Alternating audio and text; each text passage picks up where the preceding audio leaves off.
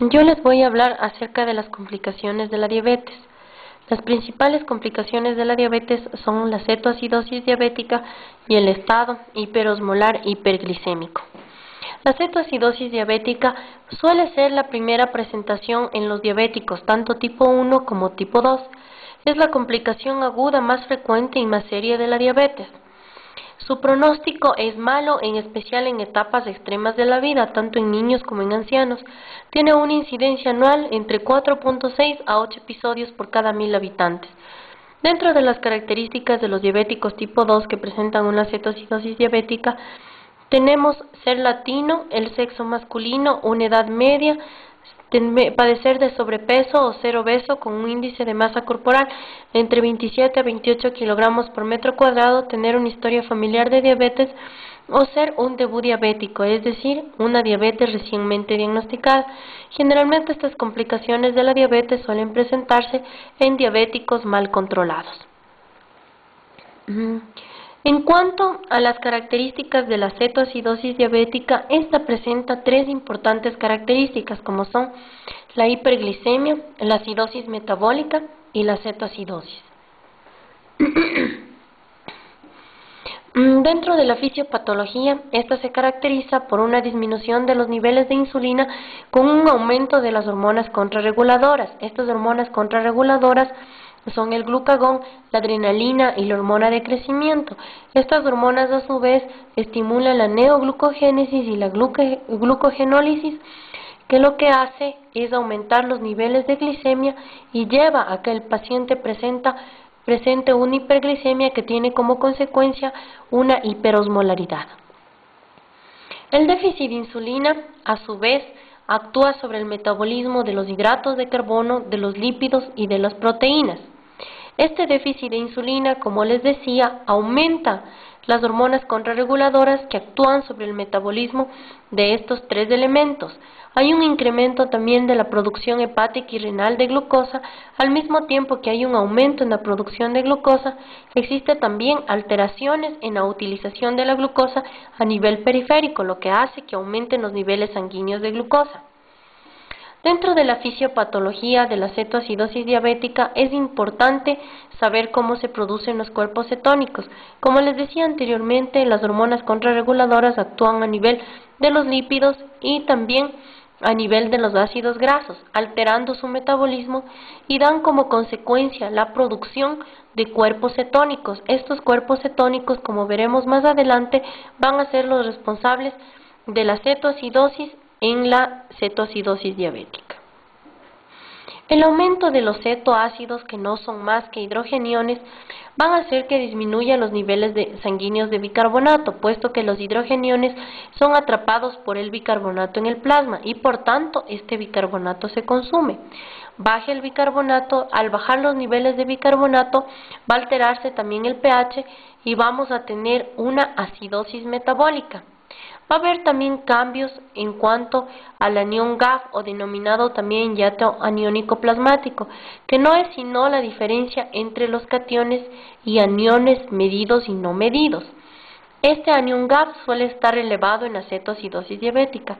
Como bajan los niveles de bicarbonato, este bicarbonato, a pesar de que baja, no es aún compensado por el aumento de los niveles de cloro, por lo que tenemos una acidosis metabólica de tipo normoclorémico.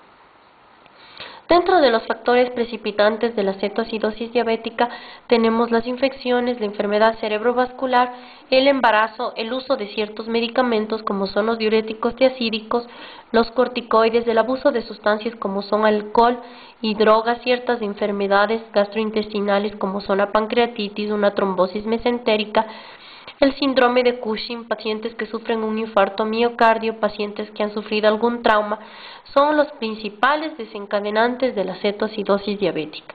Dentro de las manifestaciones clínicas, como sabemos, hay una hiperglicemia con una disminución de los niveles de insulina. Esto va a producir que el paciente padezca una alteración del estado mental, puede tener complicaciones cardiovasculares, complicaciones renales. Casi siempre el desencadenante es una infección, por tanto es un paciente infectado o en el cual es importante descartar cuáles son las principales fuentes de infección, y también al producirse una hiperglicemia, esta se acompaña también de alteraciones al nivel del agua y los electrolitos, lo que nos da origen a un paciente sumamente deshidratado. En cuanto a otras manifestaciones clínicas, tenemos la polidipsia, la poliuria, una pérdida de peso porque existe un aumento del catabolismo con una disminución de la síntesis de proteínas. Puede cursar con síntomas gastrointestinales como son la náusea, el vómito, el dolor abdominal, provocados especialmente por una deshidratación del músculo, por una disminución del vaciamiento gástrico, por un hilio. Todo esto está dado por las alteraciones metabólicas e hidroelectrolíticas que se producen en acetoacidosis diabética. Puede cursar también con una respiración denominada de Kussmaul, que se produce porque estos hidrogeniones, es decir, estos cuerpos cetónicos, son captados por el bicarbonato, como les decía, y este bicarbonato a su vez es convertido en CO2 y agua. Este CO2, que aumenta por captar los hidrogeniones, va a estimular el centro respiratorio y va a hacer que se produzca una respiración más rápida y más profunda. Dentro del examen físico es importante el aliento a cetonas por el acúmulo de los cetoácidos, una deshidratación que está dada por cambios de naturgencia de la piel. Se puede evidenciar con sequedad de piel y mucosas, una taquicardia reactiva, una hipotensión y alteraciones frecuentes del estado de conciencia. Dentro de las anomalías de laboratorio tenemos varias, entre ellas la más importante son cambios en la glucosa plasmática, que generalmente es mayor a 250 miligramos decilitro. El pH va a ser inferior a 7.3, el bicarbonato sérico va a estar disminuido porque hay un consumo de ese bicarbonato para tratar de neutralizar a los hidrogeniones con 15 milimoles litro, y hay la presencia de cetonemia en sangre y también cetonas en orina. Ahora pueden existir otras alteraciones, como son alteraciones a nivel de los electrolitos, con un sodio bajo, un potasio alto, un fosfato que esté alto. Existen también alteraciones a nivel de los niveles de urea y de creatinina.